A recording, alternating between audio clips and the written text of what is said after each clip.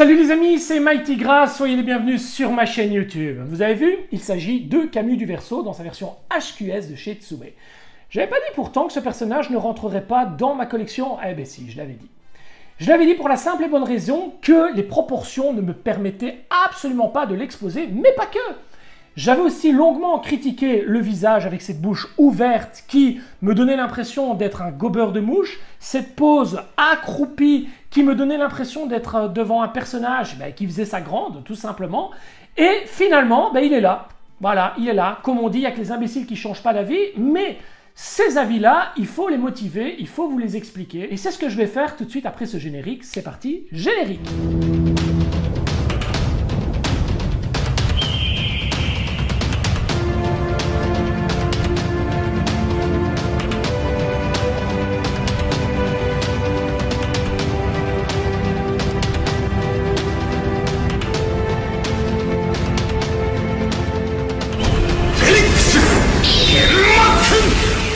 Chose que je peux vous dire concernant ce personnage, c'est que les boîtes sont gargantuesques. Le surcarton est énorme et la boîte principale l'est tout autant. J'ai déjà monté cette statue parce que la vidéo n'était absolument pas prévue. Ne m'en voulez pas si aujourd'hui je ne la remets pas dans les polysirènes pour vous la ressortir et vous la remonter ensuite. Ce personnage est arrivé au sein de ma collection.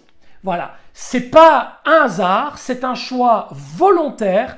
C'est une raison pour laquelle je voulais absolument vous faire une petite vidéo, non pas d'unboxing cette fois-ci, mais je vais vous expliquer un petit peu pourquoi j'en suis arrivé aujourd'hui à vouloir absolument collectionner ce personnage et le placer au sein de ma collection.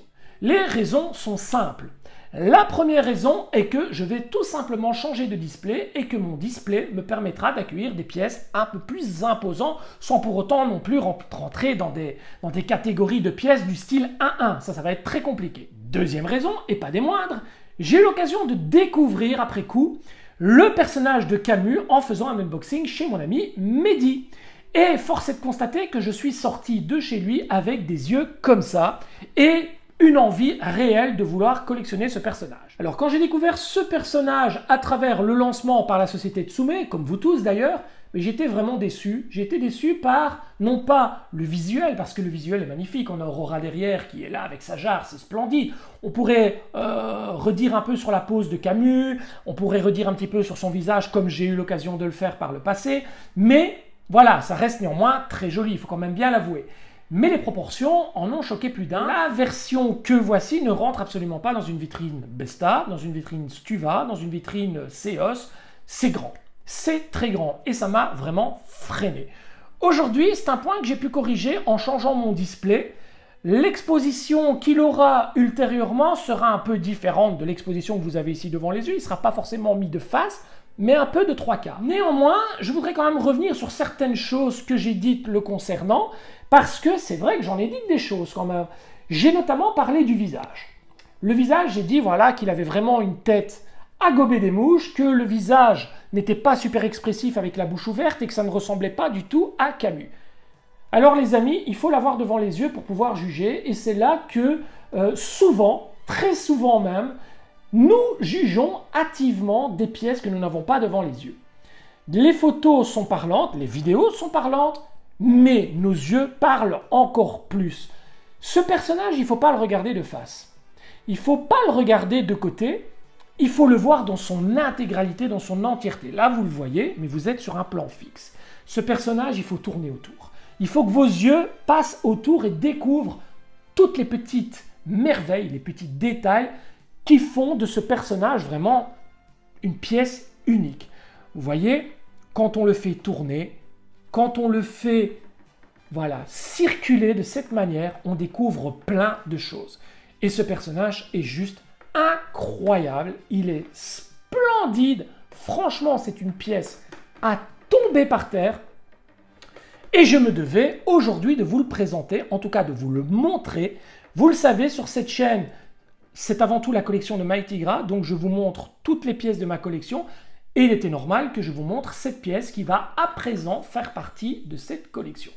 Ce personnage est juste incroyable. Donc moi, ce que je vous propose de faire, ça ne sert à rien que je vous le montre comme ça et que je le fasse tourner pendant 2 heures en vous parlant de mes préjugés anciens, de mon coup de cœur actuel. Ce que je vais faire, c'est que je vais décrocher la caméra, je vais tourner autour avec vous, je vais vous donner un petit peu mon avis sur les différents points, sans pour autant démonter chaque pièce et vous les montrer comme ça. On va faire le tour ensemble, les amis, et je vais vous parler de ce personnage. Allez, les amis, je décroche la caméra et on le découvre tout de suite ensemble. Alors, la première chose dont on va parler, c'est bien entendu la base.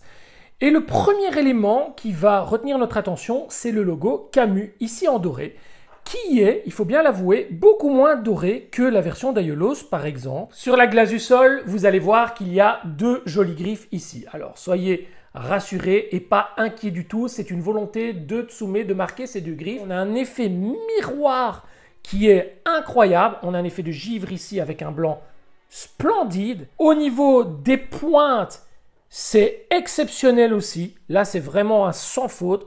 Regardez la justesse de la résine transparente. Et c'est là qu'on voit que Tsume est vraiment maître en la matière et maîtrise vraiment la résine transparente. Regardez, c'est vraiment incroyable. À l'arrière, ils ne se sont pas contentés de casser net et droit la partie de l'eau. Ils ont vraiment continué en faisant des effets arrondis. Regardez, c'est très joli, très propre.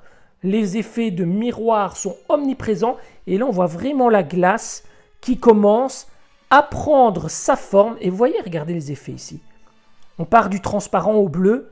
C'est très joli. On a découvert la base, il est temps de passer à Aurora. Et là, regardez-moi ça, cette claque. Le visage est somptueux. Les yeux, magnifiques. Le nez, la bouche, les cheveux, surtout les cheveux. Regardez la qualité de la chevelure de cette invocation, cette représentation du Verseau à l'arrière. C'est juste incroyable. Les cheveux sont splendides. On a une tresse là-bas à l'arrière de toute beauté. Je vous montre également le dessus. Regardez, c'est magnifique. Sans, bien entendu, oublier la peinture. On a un blanc nacré avec du bleu, des reflets mauves. C'est exceptionnel. Regardez un petit peu les mèches de cheveux qui s'entrecroisent. On a cette mèche additionnelle qui va venir se piquer juste ici. Faites très attention à cette mèche parce qu'elle est très fragile. Et regardez-moi ça, comme c'est joli. Ce sont des choses qu'on ne peut pas voir en photo, malheureusement. Lorsqu'on a la statue de face en photo, ce sont des choses qui ne peuvent malheureusement pas être palpables. Regardez le drapé au niveau de son vêtement. Exceptionnel. Regardez les hanches qui sont hyper bien dessinées, mais également la poitrine.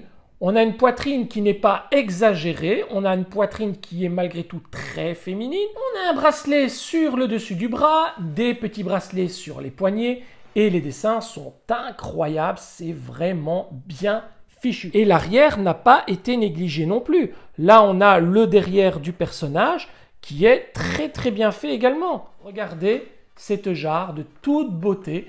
Donc cette jarre, elle vient se fixer à l'aide des 2 mains qui sont collées directement. Elles viennent se fixer dans les deux poignets. Au niveau du personnage, tout se joue dans l'inclinaison du personnage en fait. Je vais vous expliquer. Quand vous le regardez comme ceci, bah oui, c'est joli, forcément, il est en pleine attaque. On ne voit pas sa bouche, sauf si on remonte un petit peu, là on voit sa bouche. Par contre, si vous le mettez comme ceci, regardez la différence de relief, de dimension du personnage. Là, on voit sa bouche ouverte, on voit aussi les cheveux sous les bras, on voit l'appui sur sa jambe arrière et toute la force qu'il dégage dans son attaque. Lorsque vous le mettez comme ceci, ça rend super bien aussi. Par contre, lorsque vous le mettez de face, forcément, il perd un petit peu en dimension et en relief. Et c'est pour ça que je trouvais le personnage un petit peu négligé au niveau du posing. Mais comme je vous l'ai dit tout à l'heure, c'est un personnage où il faut tourner autour. Vos yeux ne doivent pas s'arrêter à un plan fixe, mais bien que du contraire, vous devez tourner autour. Et malheureusement, les photos, les vidéos ne rendent pas toujours justice au personnage que l'on a devant les yeux. Regardez la chevelure en mouvement. C'est tout un tas d'éléments qui rendent à ce personnage tout le charisme qu'il mérite. Regardez-moi ça, comme c'est joli. La cape est très belle. On a du mauve, du bleu, des reliefs, des effets de shading, tandis qu'on a du blanc-gris à l'arrière, avec un petit reflet de bleu qui reflète en fait l'effet d'Aurora sur la cape derrière et c'est juste splendide. Par contre, les pièces sont très lourdes. Aurora, en l'occurrence, et surtout la base. Donc, faites très attention quand vous le manipulez. Voilà, je voulais absolument vous montrer ce personnage et vous le faire découvrir avec des yeux autres que ceux que vous pouvez voir en photo sur le net. C'est vraiment une pièce qui est somptueuse. L'armure est grandiose, la pose est très belle et très soignée. La tenue de corps est très jolie également. On a les cuissardes vraiment typées animées. Par contre, on a les brassières. Alors, choix volontaire de la part de Tsume de les avoir placées. Je ne les aurais pas mises pour ma part parce que j'aime mieux avoir un Camus sans ces éternelles brassières que l'on retrouve un petit peu partout. Je trouve que les effets brassières, c'est pas top, j'aime pas trop. Je préfère un Camus sans les brassières, on le reconnaît plus de cette manière dans le dessin animé. Mais regardez le résultat, il est juste incroyable et somptueux. Nous avons droit également à une petite plaquette numérotée avec le nom du personnage, le logo Tsume au-dessus et le numéro de la statue. Les 3 points essentiels qui me déplaisaient lourdement concernant cette statue, à savoir les proportions, c'est corrigé. C'est corrigé, non pas que la statue a rétréci, loin de là. Cette statue, je l'ai critiquée parce qu'elle était trop grande, mais en fait, c'était une critique qui n'était pas fondée du tout. Elle était juste trop grande pour moi, tout simplement. Alors, au niveau de la pose, par contre, j'avais également critiqué la pose en disant que de face, on avait l'impression qu'il faisait sa grande commission, tout simplement. Et bien, c'est parce qu'il faut le regarder aussi un peu de côté. Et quand il est de côté, forcément, il n'a plus l'air de faire sa grande commission, mais il a l'air vraiment de donner toute la force dans son attaque. Donc, point corrigé également. Et troisième point que j'avais critiqué, c'était la bouche. La bouche que je trouvais ouverte et que j'avais l'impression qu'il gobait des mouches, et bien finalement, cette bouche est cohérente avec l'attaque qu'il fournit tout simplement. Regardez, l'ensemble est hyper harmonieux. Donc, comme je vous le disais, je me répète, mais c'est une statue qu'il ne faut pas regarder juste de face. C'est une statue qu'il faut regarder en version 3D. Il faut tourner autour de cette statue et profiter de chaque détail pour pouvoir réellement avoir un avis fondé et objectif. Cette vidéo touche à présent à sa fin, il est temps de nous quitter. Merci beaucoup à vous les amis de m'avoir suivi, de m'avoir écouté. Je vous donne rendez-vous pour une prochaine vidéo. Pour les petits nouveaux, et si ce n'est pas encore fait, n'oubliez pas de vous abonner à la chaîne, activer la petite clochette pour recevoir les notifications, laissez un pouce, un commentaire. On se donne rendez-vous bientôt. Ciao, ciao!